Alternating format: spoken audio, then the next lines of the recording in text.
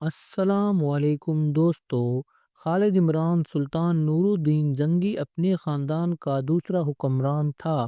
اس کے زمانے میں دو یہودیوں نے رسول اکرم صلی اللہ علیہ وسلم کے روضہ مبارک کو نقصان پہنچانے کی ناپاک جسارت کی تھی، نعوذ باللہ، جنہیں سلطان نور الدین زنگی نے موت کے گھاٹ اتار دیا تھا۔ کہتے ہیں کہ ایک دن سلطان نور الدین زنگی چوگان کھیل رہا تھا کہ اس وقت ایک سپاہی اس کے پاس آیا اور کہنے لگا کہ حضور محترم قاضی صاحب نے آپ کو ایک مقدمے کے سلسلے میں اس وقت عدالت میں طلب کیا ہے۔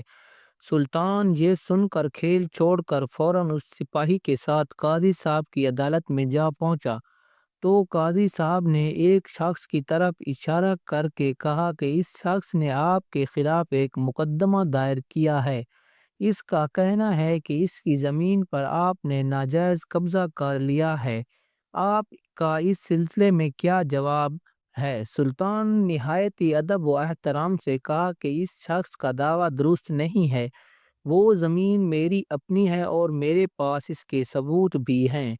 قاضی صاحب نے کہا کہ آپ وہ تحریری ثبوت اگلی تاریخ کو پیش کر دیں۔ سلطان نور الدین زنگی نے مقررہ تاریخ کو کچھ کاغذات عدالت میں پیش کر دیے۔ ان کاغذات کی بنیاد پر فیصلہ ہوا کہ سلطان کی ملکیت ہے۔ سلطان نے فیصلہ سنا اور قاضی صاحب کے سامنے ہی کہا کہ اب اپنی زمین میں اس آدمی کو دیتا ہوں جس نے مجھ پر مقدمہ دائر کیا ہے۔ کسی نے کہا کہ حضور محترم، جب آپ نے یہ زمین اس شخص کو دینی تھی تو مقدمہ لڑنے کی کیا ضرورت تھی؟ وہ پہلے ہی اس شخص کو دے دی ہوتی۔ سلطان نے جواب دیا کہ اگر میں عدالت کے فیصلے سے پہلے ہی زمین اس شخص کو دے دیتا تو لوگ کہتے کہ میں نے واقعی اس زمین پر ناجائز قبضہ کر رکھا تھا اور عدالت کے ڈر سے میں نے قبضہ چھوڑ دیا ہے۔